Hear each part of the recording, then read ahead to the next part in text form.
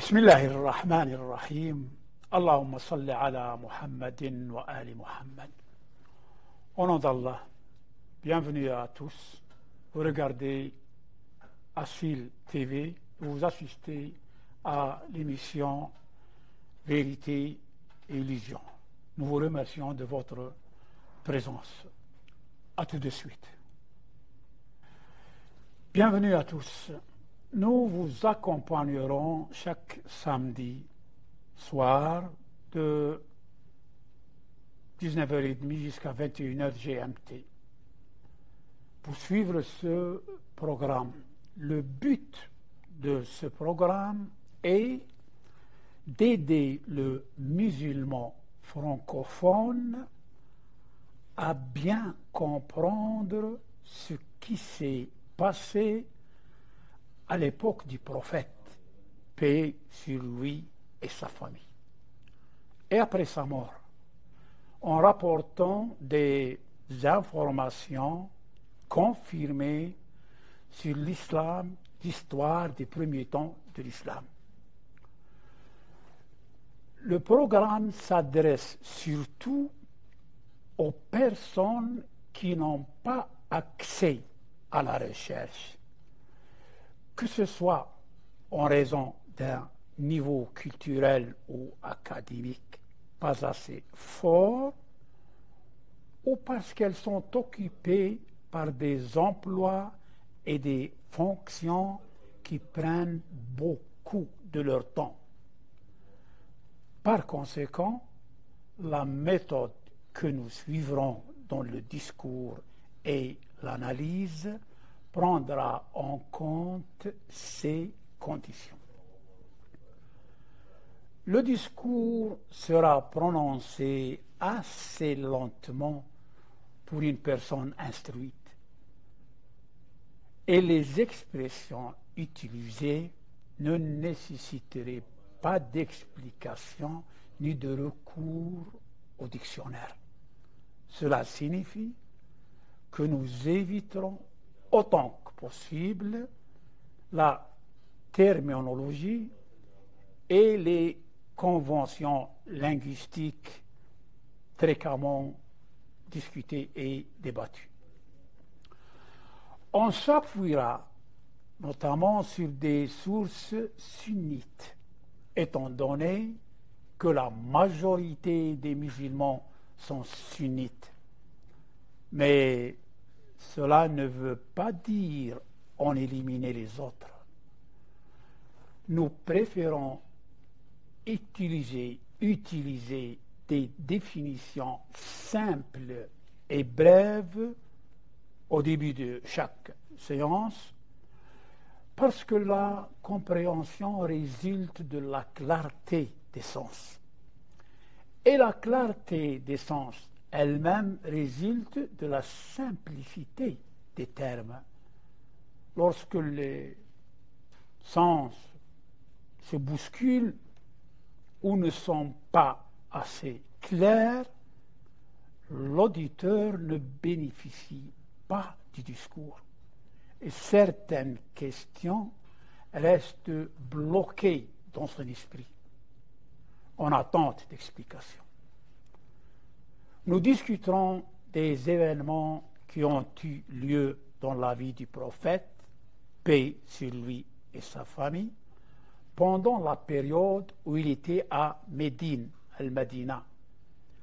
Et nous discuterons de la question avec l'engagement d'objectivité possible, sans s'appuyer spécialement sur une tendance intellectuelle ou doctrinale particulière. Nous éviterons les détails des batailles et de tout ce qui est militaire, car ce qui se passe souvent dans les guerres entre êtres humains est similaire à tout moment et en tout lieu. Dans ce programme, c'est-à-dire Vérité et Illusion, nous n'attendons pas que tout le monde soit d'accord avec nous sur nos positions et nos convictions, car nous ne prétendons pas du tout détenir la vérité absolue. Mais nous n'abandonnerons pas non plus nos convictions par courtoisie ou pour suivre la tendance générale qu'on appelle l'opinion publique. L'opinion publique n'est pas infaillible. Elle peut être correcte comme elle peut être incorrecte. Elle peut avoir raison comme elle peut avoir tort. La preuve en est ce que l'on observe dans le comportement de l'humanité, dans sa tentative de combiner les contradictions à travers l'histoire. Combiner l'incombinable. Mais si l'esprit s'éloigne des pressions et des faux sens, s'il n'est pas sous l'influence d'affiliations ethniques, tribales, claniques, religieuses, nationales ou autres, il peut quand même parvenir à des convictions définitives. Nous avons l'ultime conviction que la vérité reste la vérité, même si tout le monde l'abandonne, et que le mensonge demeure faux, même si tout le monde l'accepte et l'adopte. Et ça, c'est clair.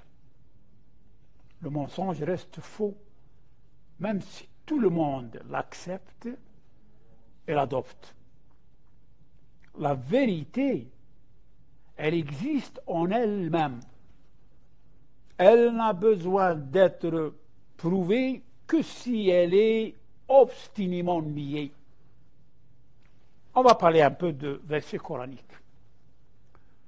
Le Seigneur Tout-Puissant, Créateur des mondes, a ordonné à son prophète, paix sur lui et sa famille, d'appeler les contrevenants, c'est-à-dire les antagonistes, d'une manière très objective et juste. Le prophète était indéniablement sur le bon chemin. Et les infidèles avaient définitivement tort. Mais malgré cela, il leur dit dans une déclaration transparente et objective, nous devons être ou nous ou vous sur la bonne voie ou dans un égarement manifeste. Wa inna أو إياكم لعلى هدى أو في ضلال مبين. Nous parlerons plus tard de la discipline du discours et la discipline de l'écoute. Ce verset-là était censé être une règle respectée par tous les musulmans. Mais malheureusement, il a été respecté en théorie et ignoré et négligé et marginalisé dans la pratique. Ça, c'est un problème très profond dans le patrimoine culturel des musulmans. Je ne sais pas, est-ce qu'on ne voit pas ça ou on fait semblant de ne pas voir? Moi, je ne sais pas. On parle beaucoup d'islam aujourd'hui comme hier. Cela inclut des accusations, des mensonges, des exagérations. de la désinformation et les musulmans sont dans un état de guerre verbale et médiatique, que ce soit entre eux-mêmes ou contre leurs opposants issus d'autres cultures. Il ne fait aucun doute que la vie humaine n'est pas dénuée de différences et qu'elle est le résultat de la diversité et des goûts contrastés. Mais ce qui ne fait aucun doute aussi, c'est qu'au plus profond de nous, de chacun de nous, il y a une voix omniprésente dans toutes nos initiatives qui nous dit ça c'est bon, ça c'est mauvais, ça c'est beau, ça c'est moche, ça c'est noble, ça c'est mesquin, ça c'est permis, ça c'est interdit. Aucun doute que la puissance qui a mis au plus profond de chacun de nous cette capacité de constater, d'analyser, de commenter, de juger les choses est une puissance indescriptible. Nous reconnaissons son existence en raison de ses effets et nous n'allons pas au-delà parce que notre esprit est assez faible pour comprendre tout ce qu'il y a dans l'au-delà. Commençons par un exemple simple dans sa forme et profond dans son essence. Allons dans l'une de ces mosquées. Choisissons un vieil homme et un jeune homme et posons-leur des questions sur l'islam. Ça, c'est sur terrain. La question qu'on va poser pour le vieil homme est la suivante. Pouvez-vous nous résumer votre expérience avec la mosquée que vous fréquentez? En d'autres termes, quel est le résultat? Quel est le fruit que vous avez obtenu après avoir fréquenté la mosquée pendant des décennies? Et que signifie l'islam pour vous? Posons la même question au jeune homme. Nous ne savons pas exactement quelle serait la réponse de chacun. Mais nous nous attendons à une différence entre les deux réponses. En raison de la différence entre les deux personnes. Les deux personnes sont issues de deux générations différentes. Et chacune des deux générations a ses propres caractéristiques, ses propres tendances et ses propres conceptions. C'est tout à fait normal que les réponses soient différentes. La deuxième question est la suivante. Et c'est une question que chacun de nous doit se poser à lui-même. Chacun. Quand je dis doit, je parle du niveau de la conscience de chacun. Sinon, il n'y a pas d'obligation. Puisque personne ne vient au monde doté d'une religion, tous les gens sont issus d'une nature innée, al-fitra. Comment êtes-vous devenus musulmans? Vous n'êtes pas venus de l'autre monde avec une religion. Vous êtes venus avec al-fitra, l'inné. Comment avez-vous choisi la doctrine que vous suivez? C'est-à-dire la filiation sectaire. الانتماء المذهبي. كل واحد منا ينتمي إلى مذهب. كيف اختار هذا المذهب؟ Comment il a fait pour choisir? Pas question d'être poli et courtois pour se cacher derrière des généralités au lieu de répondre clairement à cette question. Car la réalité est la réalité.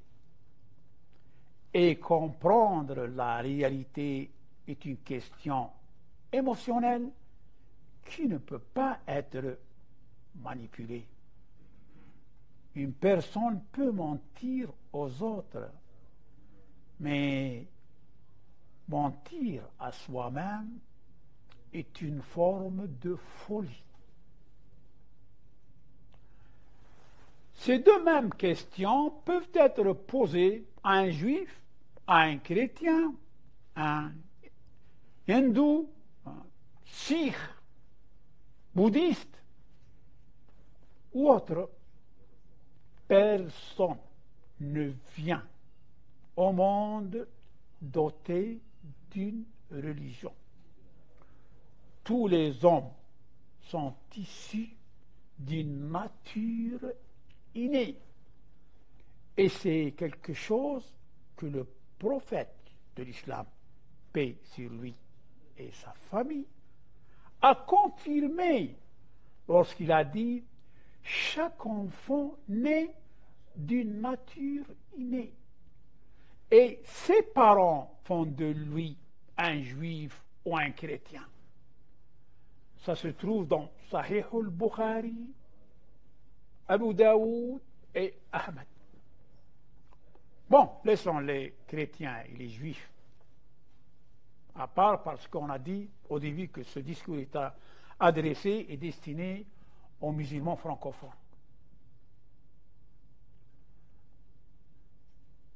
Le discours concerne le musulman francophone.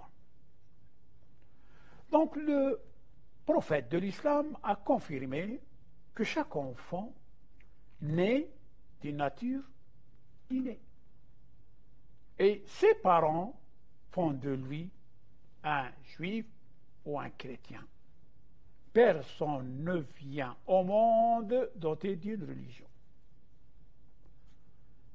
Alors, comment êtes-vous devenu musulman, monsieur le musulman?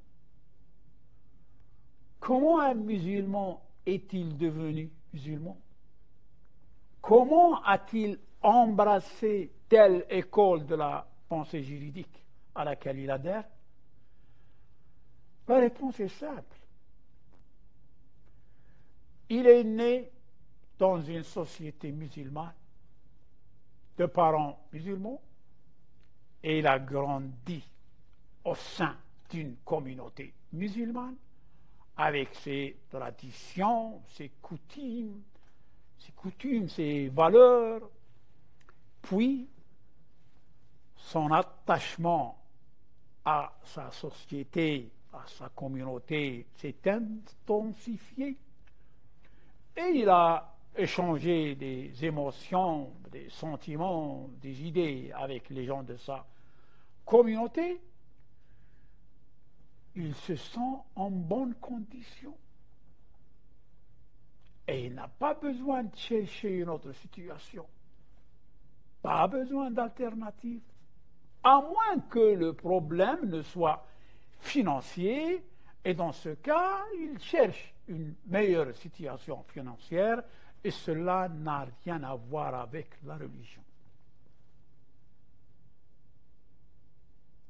Est-ce que cela exonère la personne de toute responsabilité? Si tel est le cas, pourquoi le Seigneur Tout-Puissant a-t-il envoyé les prophètes et fait descendre des livres? Si suivre les pères et les imiter sans preuve, sans argument, suffit pour survivre dans l'autre monde, c'est-à-dire faire partie des gens du salut, pourquoi le Seigneur Tout-Puissant, dans le Coran, a condamné ceux qui font cela? Surat al-Rum, فأقم وجهك للدين حنيفا فطرة الله التي فطر الناس عليها لا تبديل لخلق الله ذلك الدين القيم ولكن أكثر الناس لا يعلمون. Dirige tout ton être vers la religion, exclusivement pour Allah.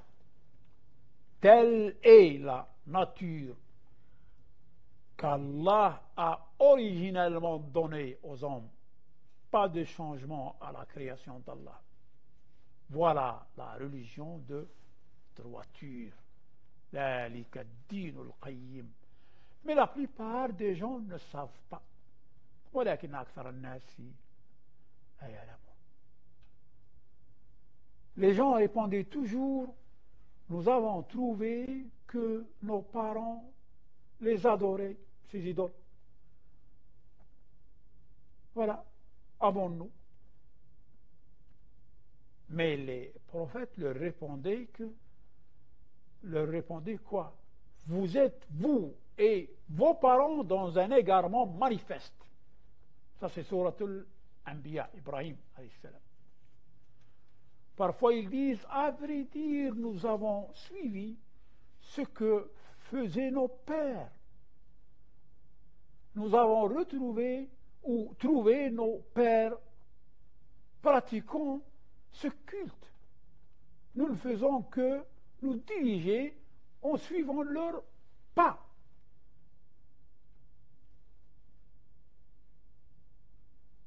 Cela a toujours été le cas. C'est toujours la même réponse. Mais est-ce que cela suffit? Est-ce que cela représente un argument, une justification pertinente? Pas du tout. Et parfois, le prophète leur disait: et si je vous apportais une doctrine meilleure que celle de vos ancêtres? Alors là, ils répondent: nous rejetons absolument votre message. أولو جئتكم بأهدى. أهدى, c'est hidayah, c'est plus droit. Sourate Az-Zukhruf. De nos jours, certains se sont complètement débarrassés de ce problème. Et ils ont déclaré qu'il n'y a pas de vie après la mort. Donc, la conscience n'a plus de rôle à jouer dans leur vie. Ils ont sombré dans la décadence morale. Ils ont rendu tout permis. Malheureusement, pour eux, pour ces gens-là qui ne croient à rien, malheureusement pour eux, ils restent incapables de repousser l'ange de la mort lorsqu'il vient les emmener dans le monde dont ils niaient l'existence. Ils disaient qu'il n'y avait rien. Eh bien voilà, regardez. C'est ce que vous niez. Mais cela existe. Ces gens-là ne sont pas concernés par notre discours, dès le début. Il faut être d'accord, il faut que les choses soient claires. Donc, cette introduction, c'est pour poser des questions sérieuses. Parce que le discours religieux de nos jours ressemble plus à ce qu'on appelle Diwan Salihin, un discours de derwiche. Regardez ce qui se passe ces jours et regardez le comportement des cheikhs du Golfe. Vous voyez avec vos propres yeux, vous écoutez et vous entendez avec vos propres oreilles. Il n'y a pas un espace temporel entre nous et eux. Nous vivons en même temps. Et regardez le discours. Tout musulman a le droit de poser des questions sur l'islam afin de pouvoir diagnostiquer les causes de maladies incurables dont souffre la nation musulmane. Il est l'un des individus, de ces individus, de cette nation. Et son destin et son sort est lié à son destin. Il a également le droit de prendre des positions dictées par sa conscience.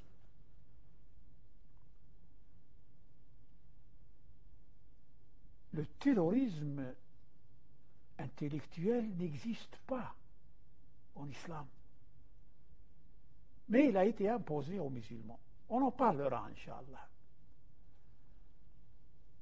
Parce qu'un musulman doit vivre loin de tout endoctrinement et toute succession.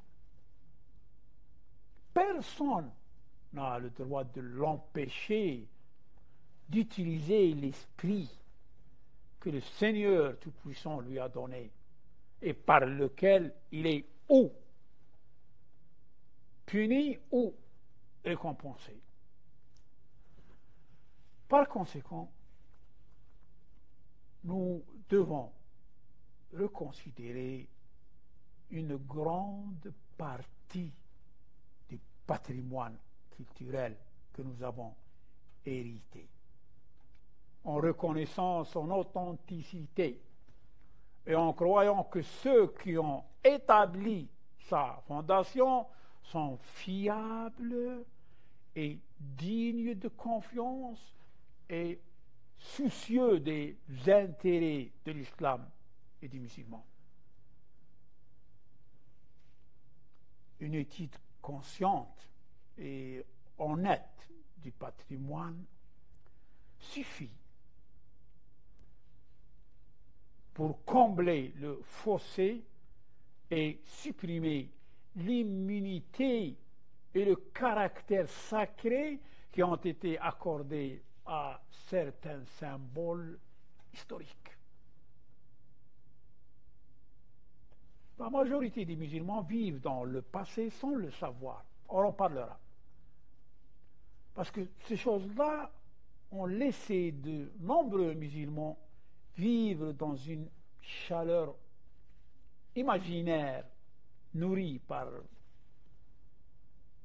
ceux qui tissent des complots pour empêcher les musulmans de marcher sur le droit chemin et selon le bon programme. Il est vraiment regrettable que le mensonge ait des défenseurs qui mentent en chair pour semer les divergences et le désordre et dire et écrire des choses qui nuisent à l'autorité du noble prophète, paix sur lui et sa famille. Et pourtant,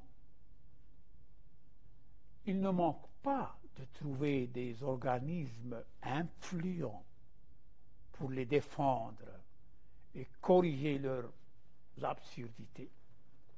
Tandis que ceux qui recommandent la justice, qui réclament la justice, qui répandent la vertu, qui appellent à la bonté, ne cessent de subir le harcèlement par des esprits égarés. Des accusations sont portées contre eux, leurs images et leurs paroles sont déformées. Tout cela au nom de l'islam et pour le bien de l'islam et les musulmans. C'est difficile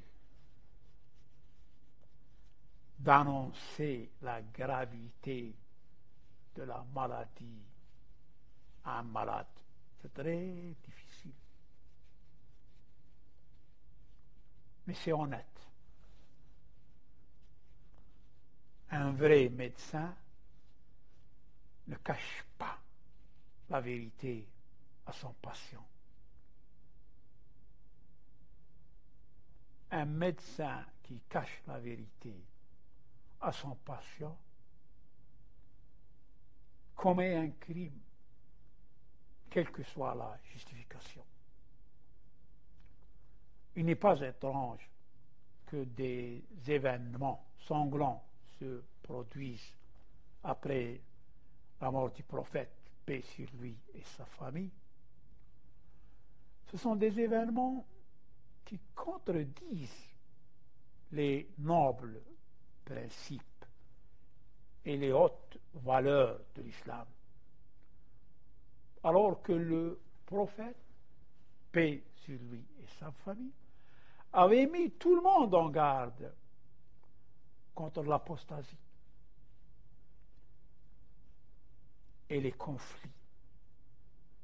Et il avait raconté des choses qui ont mis fin à la justification de toute excuse, parce que dans l'histoire de notre islam, on a toujours tenté de justifier l'injustifiable.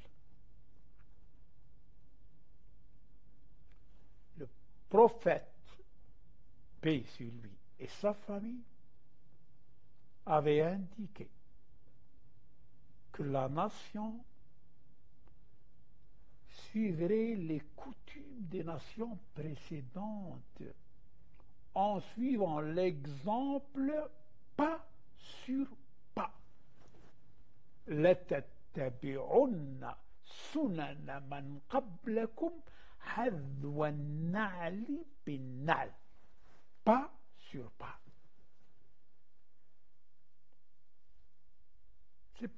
Ce n'est pas étrange ce qui s'est passé.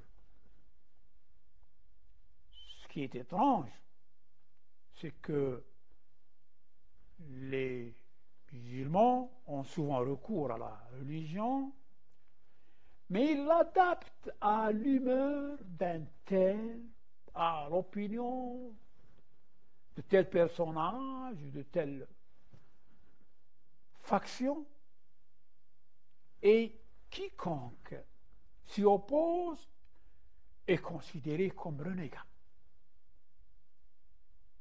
Et ce mouvement a ses adeptes et ses assistants. Le Coran dit وَإِذَا قِيلَ لَهُمْ لَا تُفْسِدُوا فِي الْأَرْضِ قَالُوا إِنَّمَا نَحْنُ مُصْلِحُونَ. Quand on leur dit ne faites pas de mauvaises actions sur terre, ils disent en effet, nous ne sommes que des réformateurs. Ce comportement est la cause d'une grande partie de ce qui est arrivé aux musulmans. car il les empêche d'exercer la liberté de penser, qui produit une pensée constructive et qui élimine l'ignorance et la stagnation. Si l'islam appelle à la contemplation et à la prise de conscience, au point qu'une heure de contemplation vaut mieux qu'une année d'adoration, dans certaines citations mieux que 60 ans. Une heure de réflexion, ça vaut plus de 60 ans d'adoration. Dans la réalité, est-ce que c'est le cas? On voit des musulmans qui ne cessent de pratiquer la censure de la pensée et de promouvoir la flatterie et la subsistance au nom de la religion, jusqu'à ce que la situation soit ce qu'elle est aujourd'hui. Celui qui est juste dans ses jugements ne va pas nier que nous sommes dans une vallée et les valeurs religieuses sont dans une autre vallée. Parce que l'islam glorifie les valeurs et il appelle à la réforme. Mais notre histoire, à nous les musulmans, elle est pleine de tragédies et d'injustices. Et pourtant, nous insistons toujours sur le fait que c'était l'âge d'or, l'âge de la lumière et le temps de la gloire pour l'islam et les musulmans. L'âge des conquêtes. Et nombreux sont ceux qui aspirent à cette époque et souhaitent qu'elle revienne. À tout de suite. Merci pour votre présence. 14 siècles se sont écoulés depuis le décès du noble prophète, paix sur lui et sa famille. Au cours de ces siècles, toutes sortes d'injustices et de persécutions ont été pratiquées contre sa famille et une partie de sa nation. Le meurtre, l'exil, le déplacement, les insultes, usurpation de droits, injures sur les chers, et des voix frénétiques y ont participé. Et malheur à tous ceux qui ont vu une déviation ou une ignorance. Il faut dire que c'est plutôt l'essence de la sunna. Alors, quel est l'avantage de la religiosité si en fin de compte nous nous tenons du côté du mensonge face à la vérité et nous affirmons que Dieu le Tout-Puissant nous pardonnera parce que nous avions agi avec bonne intention et parce que nous voulions préserver et protéger notre religion. Sommes-nous vraiment plus attentifs à la religion que le Seigneur créateur des mondes? Quel genre d'esprit admet que la préservation de la religion passe par le fait de se tenir aux côtés du mensonge face à la vérité? Je vais vous citer un petit exemple. Il y a quelques mois, ou peut-être une année, quelque chose comme ça, il y avait des jeux en Algérie, jeu méditerranéen, quelque chose comme ça. Et on préparait l'inauguration du stade nommé Stade Nelson Mandela. On a invité le neveu de Nelson Mandela. Ce n'est même pas son fils, son neveu. Et il a été accueilli et reçu comme un président. Moi, je ne suis pas contre ça, attention. Avec tout le respect, parce que son grand-père, c'est Nelson Mandela. Donc, le neveu de Nelson Mandela, alors que lui-même, en lui-même, c'est pas grand-chose. Ça peut être un médecin, ou, je sais pas, un ingénieur. Est-ce que la nation musulmane s'est comportée avec le neveu du prophète de la même façon qu'on s'est comporté avec le neveu de Mandela?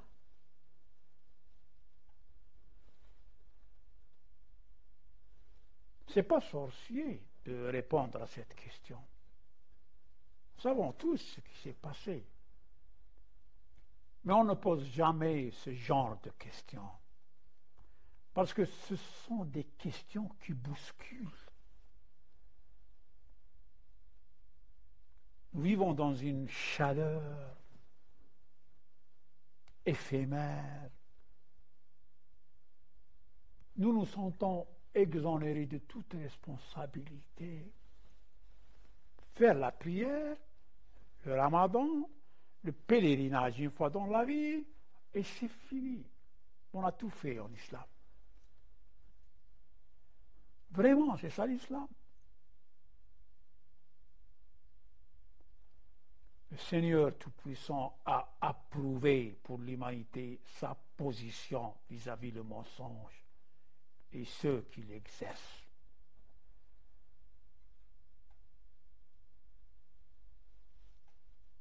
Et il ne changera jamais de position.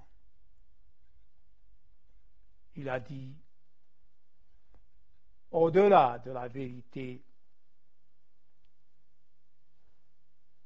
il n'y a que l'égarement.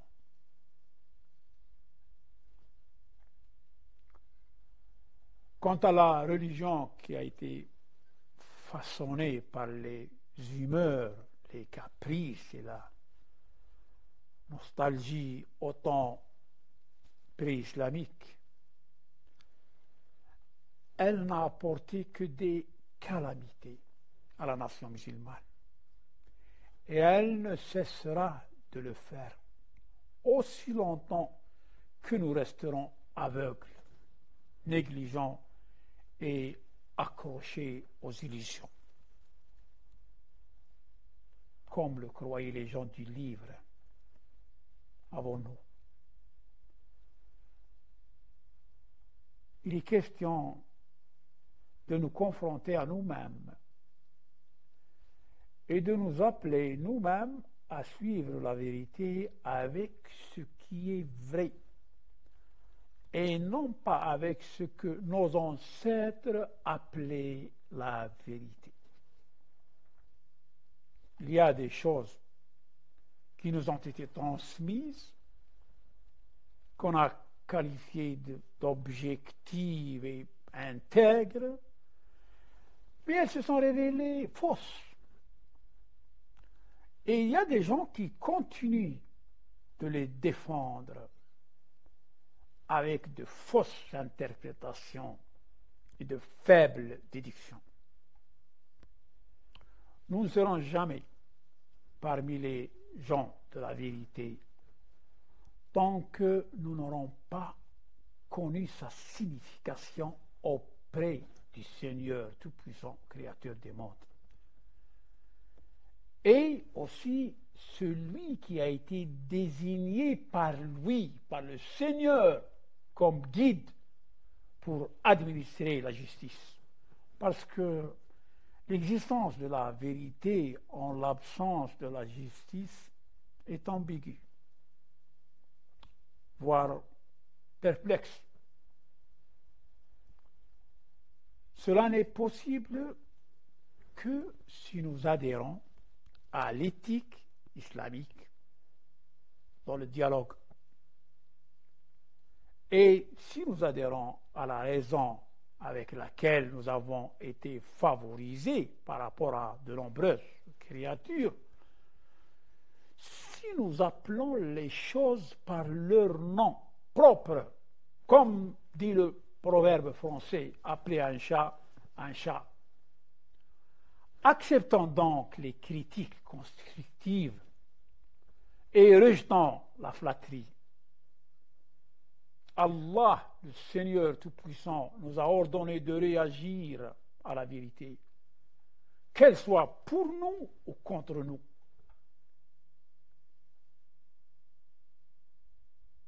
Le patient qui souhaite sérieusement se faire soigner ne cache rien à son médecin. Il prend même des notes pour ne pas oublier. Et le médecin honnête qui traite le patient ne ménage aucun effort pour l'aider à essayer de raccourcir, si possible, la durée du traitement.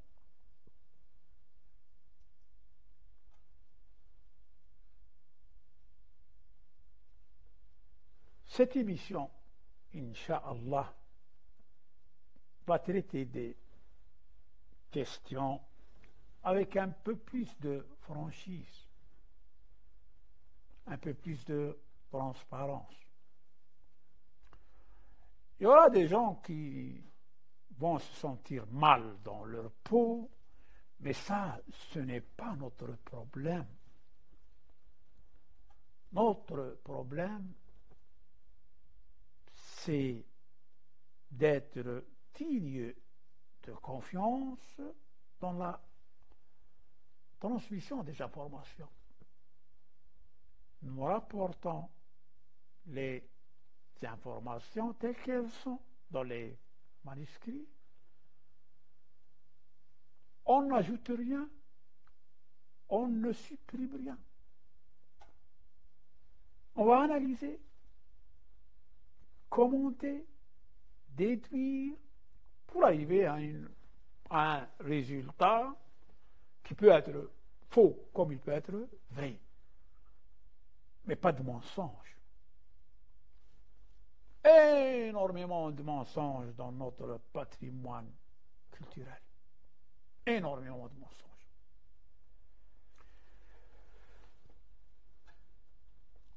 Entre guillemets, en ce qui concerne les appels téléphoniques directs,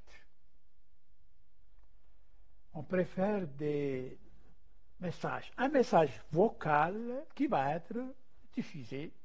Par exemple, je suis Foulane, voilà ma question, voilà ma remarque, voilà mon objection, voilà, c'est tout. C'est mieux pour tous, parce qu'avec l'expérience qu'on a dans d'autres émissions, cela a toujours causé des problèmes, les appels téléphoniques directs. Donc, Inch'Allah, les frères et sœurs comprendront, Inch'Allah, et vont chaque personne qui a quelque chose à dire, enregistrer un message vocal et l'envoyer au numéro de la chaîne et il sera, Inch'Allah, diffusé. Voilà. C'est comme ça que les choses se passent dans la religion. Un vrai musulman utilise sérieusement les questions de sa religion et pose des questions et ne se lasse jamais de les poser. Car la question concerne son sort. Et il n'a aucune garantie qu'il sera parmi les gens du salut dans l'autre monde.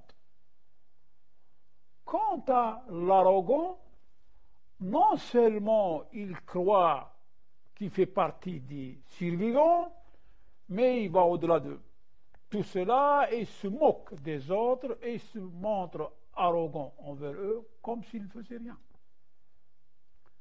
C'est la réalité de notre époque et des époques passées aussi.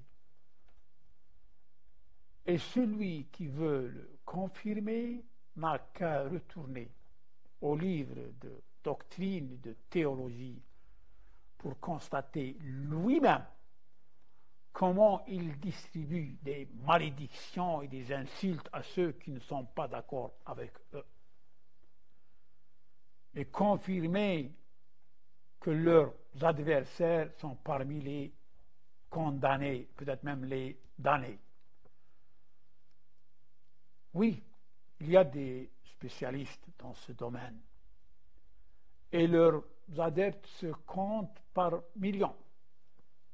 Parce que leur chemin est facile et confortable et donne le sentiment de supériorité. Similaire à celui qui a la même chose qu'a ressenti le peuple élu d'Allah et qui a fini par être maudit et détruit. Beaucoup de gens limitent leur religion à la prière, le jeûne, c'est-à-dire le ramadan, et le pèlerinage, une fois dans la vie. À leurs yeux, tous ceux qui pratiquent cela sont de vrais musulmans et font partie des salués, des survivants. Est-ce vraiment le cas? Au contraire, le diable se réjouit de voir un musulman se contenter de prier, faire le jeûne et le pèlerinage une fois pour la vie. Il se réjouit de ça. L'islam est plus vaste que ça. Il s'intéresse à la vie humaine et à sa relation. Nous avons 3 relations. Une relation avec le Seigneur Tout-Puissant, une relation avec nos semblables et une relation avec la nature. C'est ça l'islam. Et les 3 relations sont nécessaires pour qu'il y ait intégration dans la religion d'une personne. Cependant, si quelqu'un prie et jeûne et accomplit le pèlerinage une fois dans sa vie et n'a aucune action utile et efficace dans la société, de telle sorte que son bénéfice pour les autres soit plus grand que le bénéfice qu'il en tire, alors c'est une religiosité vide qui transforme la personne en un jouet entre les mains du diable, sans qu'il le sache. Dans cette émission, nous allons parler du gouverneur corrompu et du magistrat corrompu, ainsi que de leur terrible conspiration et leur alliance qui ont traîné la nation islamique dans des problèmes et des conflits qui ont ruiné la société et continuent à ruiner la nation et constituent une menace pour la vraie religion. Ces paroles peuvent offenser certaines personnes, mais il n'est pas possible de plaire à tout le monde. Les gens n'ont pas accepté de reconnaître à l'unanimité leur créateur. Comment peuvent-ils être d'accord sur les paroles d'un présentateur d'une émission, aussi honnête qu'il soit, aussi sincère qu'il soit? Parmi les sujets que nous aborderons, en présentant les événements, les incendies survenus à l'époque du prophète, paix sur lui et sa famille, figure la question de l'obéissance. Et la question du pouvoir, la légitimité de gouverner au nom du Seigneur. On ira tout doux. Et on va voir aussi des gens qui se sont opposés au Seigneur au nom de l'islam. Au nom de l'islam, ils se sont opposés au Seigneur, à la volonté divine, à la volonté du Seigneur.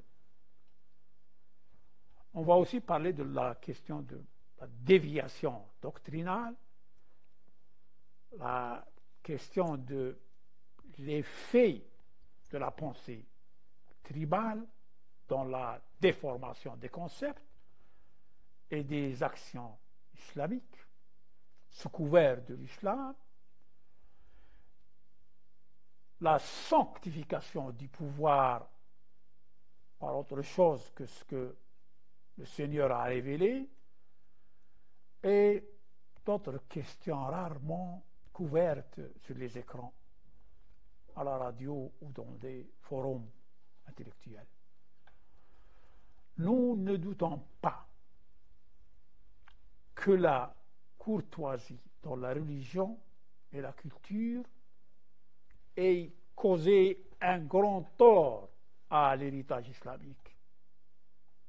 Et aussi mélanger les concepts au point que toute tentative de réforme a été qualifiée d'hérésie. Et que la préservation de la situation générale est devenue plus importante que toute autre chose.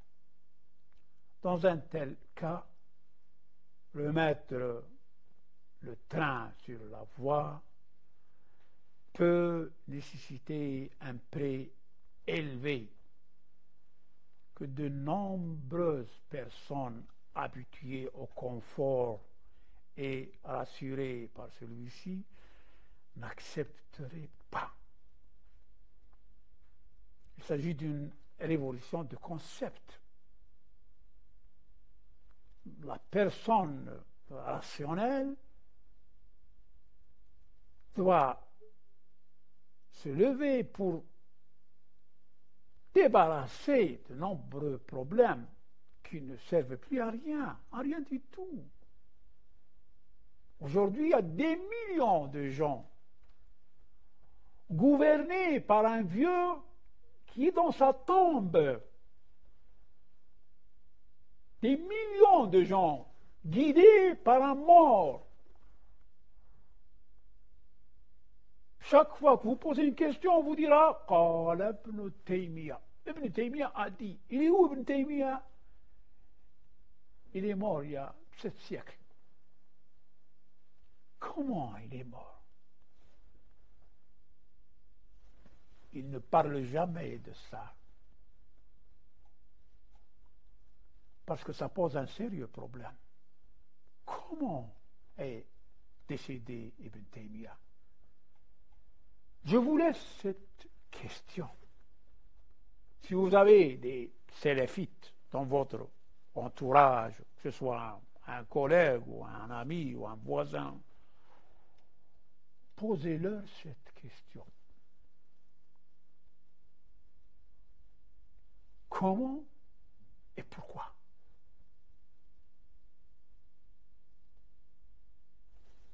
C'est très important de poser la question adéquate au moment propice. Il n'y a pas mieux que ça. Si vous avez un salafi dans votre entourage, professionnel, familial, posez-lui cette question. Comment est mort Ibn Taymiyyah, et les circonstances de son décès. Le musulman doit s'adresser à lui-même avant de s'adresser aux autres. Et il doit se dire, si ma compréhension n'est pas claire, comment puis-je comprendre et faire comprendre les autres? Comment? Il y a un vrai problème de communication, que ce soit entre générations ou entre nations, entre communautés. Il y a un sérieux problème de communication. Le courant ne passe pas.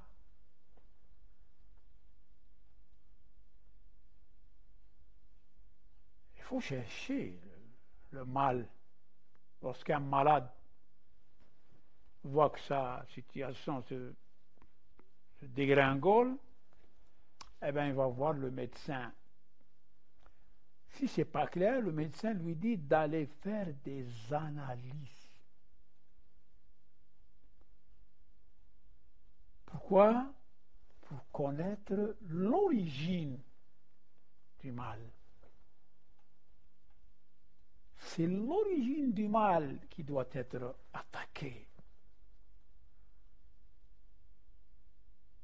Sinon, ça ne cesse de se développer, d'évoluer.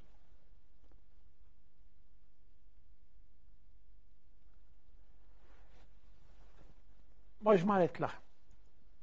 Ça fait 1 heure à peu près que je parle. Je vais vous citer une citation prophétique, un hadith. Et je vous laisse le soin d'analyser. Un jour, on a posé cette question au prophète, paix sur lui et sa famille. On lui a dit, le croyant peut-il être peureux, c'est-à-dire n'avance pas dans les batailles? Il a dit oui, c'est pas loin. Il peut être fidèle et peureux.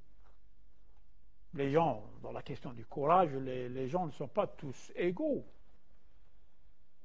Cela a un rapport avec le processus, avec le parcours.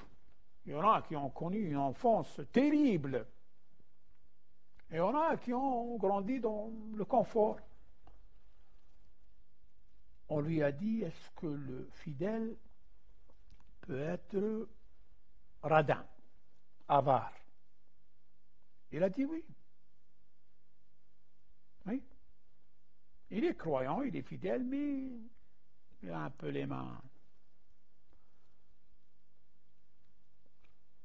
On lui a dit, est-ce que le fidèle peut être un menteur? Il a dit, jamais. Jamais. Regardez le mensonge. Mecca, Medina, Dubaï, Doha, regardez le mensonge.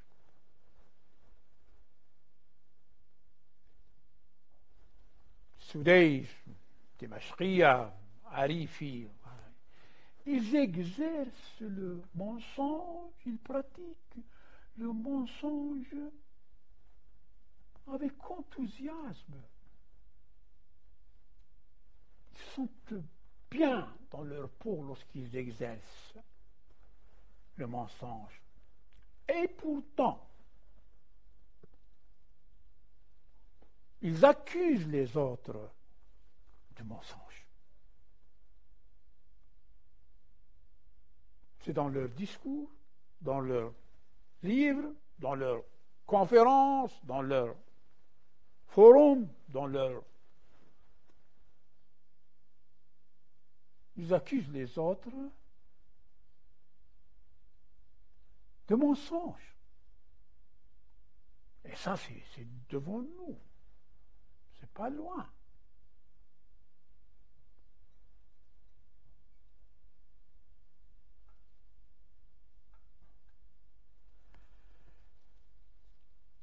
Une question a été destinée au Mufti de Dar al-Ifta en 2022.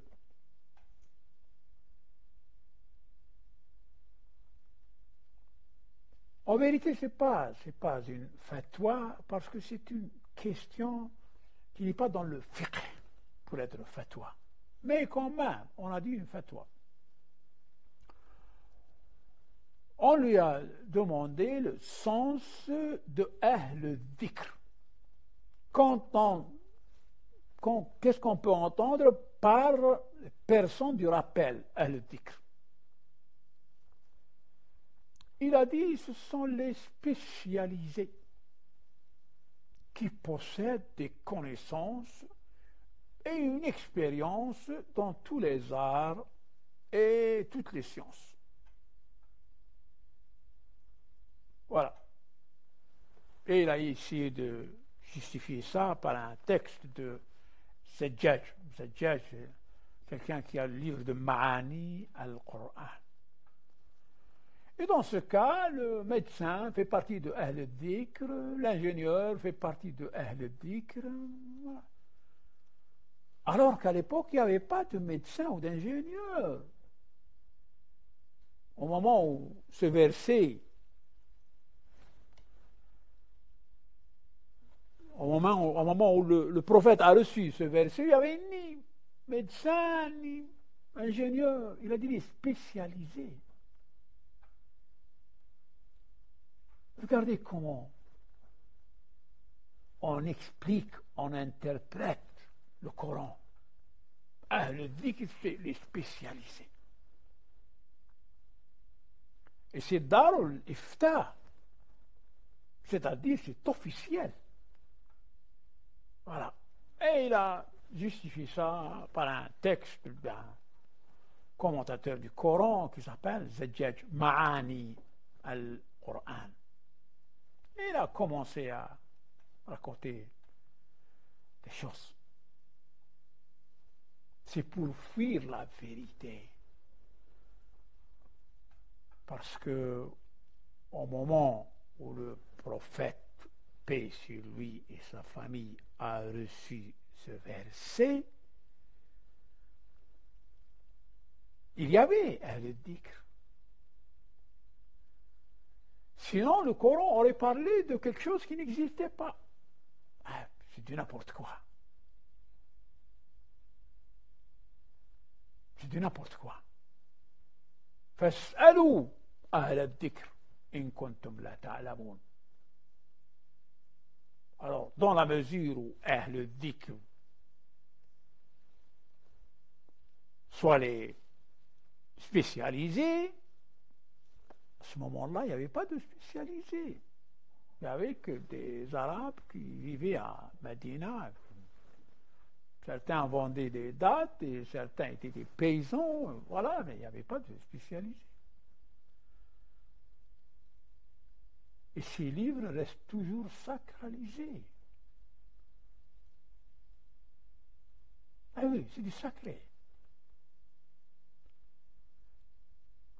Que nous avons nous-mêmes rendu sacré. On parlera, Inch'Allah. On va y aller tout doux, doucement. On avancera en expliquant les choses, en rendant les choses transparentes et faciles et accessibles. Moi, personnellement, lorsque je lis un livre de ces commentaires du Coran, c'est comme si je lisais un livre d'un orientaliste. Il n'y a pas d'odeur d'islam là-dedans. Et maintenant, je comprends pourquoi il n'y a pas d'islam dans le rapport entre les communautés. Nous sommes tous des musulmans. Et l'islam dit من سمع رجلا ينادي يا للمسلمين ولم يجبه فليس بمسلم. Quelqu'un qui entend quelqu'un appeler au secours, un musulman qui appelle les musulmans au secours et qui ne lui porte pas secours n'est pas un musulman. Ça, c'est une citation du prophète. Que peut-on dire aujourd'hui? Les Palestiniens, jour et nuit, disent Ya al-Muslimin, et les musulmans dansent dans la capitale de l'Arabie Saoudite. Au même moment où il y a des Palestiniens massacrés, chaque jour des centaines de massacrés, ça va arriver à 10 000 là, c'est 9 000 et quelque chose, et bien on danse là-bas. Et ce sont eux-mêmes qui veillent sur le lieu saint, Al-Kaaba. Ils dansent.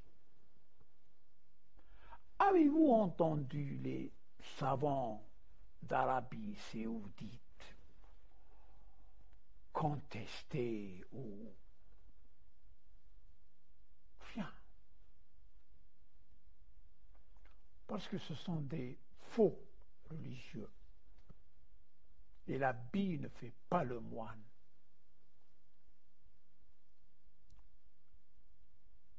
C'est pourquoi l'imam Hussein alayhi salam a fait ce qu'il a fait. Il devait le faire pour que l'islam authentique demeure vivant. Pour qu'un vrai musulman ne soit pas comme ceux de Riyad, qui chantent et dansent. Moi, j'ai entendu un moufti de l'Arabie Saoudite, il a dit les manifestations ne sont pas autorisées en islam. Et pourquoi? Il a dit parce qu'il y a une sorte de mixité, il y a des femmes et des hommes qui sortent ensemble. Et pourtant, les femmes et les hommes dansent ensemble à Riyad. Donc, quand ils manifestent contre le mal, c'est interdit. Mais quand ils dansent ensemble, hommes et femmes à Riyad, ce n'est pas interdit.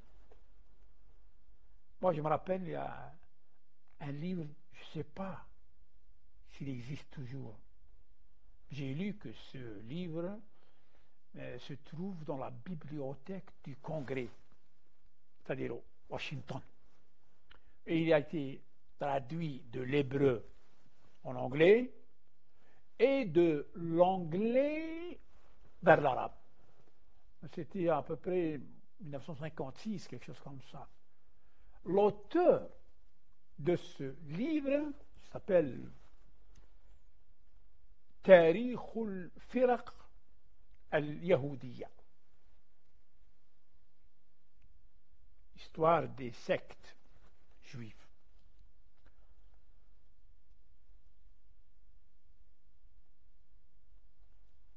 Il a dit, il s'appelait Ishaq ben Tzvi. Ishaq ben Tzvi. Ou Youssef ben Tzvi. Non, Ishaq ben Tzvi. Il était Premier ministre. C'est-à-dire l'État hébreu a eu plusieurs premiers ministres. Parmi les premiers ministres de l'État hébreu, Ishaq ben Tzvi. Qu'est-ce qu'il a dit? Il a cité les sectes juives, et il a dit, moi je vais le dire en arabe et essayer de le traduire en français, il a dit وَمِنَ الْفِرَقِ الْيَهُودِيَّةِ الْفِرْقَةُ الْوَهَّابِيَّةِ التي تدين ظاهرا بالإسلام. C'est un juif hébreu. Premier ministre de l'État hébreu. Ce n'est pas n'importe qui. C'est un historien et c'est un grand personnage diplomatique.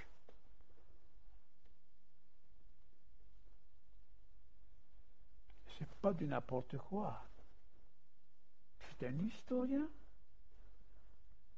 grand personnage diplomatique, premier ministre de l'État hébreu. Vous pouvez chercher. Jacques Ben Tsevi. La traduction, c'est « et parmi les sectes juives, la secte wahhabite qui effectue le rite ou le rituel islamique. ومن الفرق اليهودية الفرقة الوهابية التي تدين أو تتعبد. Je ne me rappelle pas exactement, mais les deux mots ont le même sens. C'est un synonyme. التي تدين أو تتعبد ظاهرا apparemment l'apparence de l'islam. Et regardez ce qu'a fait le wahhabisme et vous vous rendez compte qu'il est juif et il faisait partie des personnages diplomatiques de l'État hébreu. Mais ce qu'il a dit est vrai. C'est impossible que des musulmans fassent ce qu'a fait le wahhabisme dans les pays musulmans. Impossible. L'islam n'admet pas ça. La destruction. C'est un esprit diabolique. Regardez les talibans. La décennie noire en Algérie. Regardez ce qui se passe au Yémen. Là où ils vont, c'est le désordre. Est-ce que l'islam permet le désordre à ce point? Et c'est le sang. Regardez, lorsqu'il s'agit du vrai djihad, du vrai, indéniable, indiscutable, incontestable, irréfutable. C'est ça, le djihad. Contre l'ennemi commun. Même le Coran nous dit que c'est notre ennemi. لتجدن أشد الناس عداوة للذين آمنوا اليهود والذين أشركوا. Ils vivent bien à Riyad, à Dubaï, à Doha, ils vivent bien les Yahoud. C'est à nous de souffrir et à nos frères palestiniens. Moi, je ne vous dis pas des choses de moi-même, parce qu'il ne m'est pas permis de parler au nom de l'islam sans faire référence au Coran et des citations prophétiques authentiques. Je peux analyser, oui. Je peux commenter, oui. Je fais des recherches, c'est normal. Tout le monde fait des recherches. Je peux avoir raison, comme je peux avoir tort. Mais, à mes frères et sœurs qui nous écoutent, je leur dis une chose qui est très importante pour eux et pour leurs enfants. Attention à l'endoctrinement.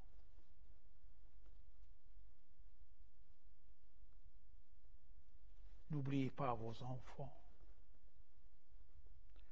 Ne les laissez pas seuls parce que il y a partout des diables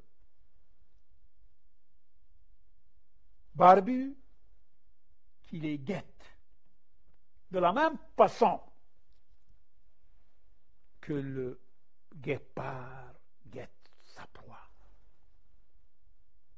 Nous avons vu ça. Nos frères, nos enfants, ils sont partis d'Algérie, de Tunisie, de Libye, d'Égypte, d'Afghanistan, un peu partout pour massacrer leurs frères syriens et irakiens au nom de l'islam. Aujourd'hui, on ne les voit pas. Je vous laisse le soin pour la contemplation. Allahumma inna narghabu ilayk في دولة كريمة تعز بها الإسلام وأهله وتذل بها النفاق وأهله وتجعلنا فيها من الدعاة إلى طاعتك والقادة إلى سبيلك وترزقنا بها كرامة الدنيا والآخرة يا أرحم الراحمين. اللهم كن لوليك الحجة بن الحسن صلواتك عليه وعلى آبائه في هذه الساعة وفي كل ساعة وليا وحافظا وقائدا وناصرا ودليلا وعينا حتى تسكنه أرضك طوعا وتمتعه فيها طويلا. اللهم هب لنا رأفته ورحمته ودعاءه وخيره. وصلى الله على سيدنا ونبينا محمد وآله الطاهرين. والسلام عليكم ورحمة الله تعالى وبركاته.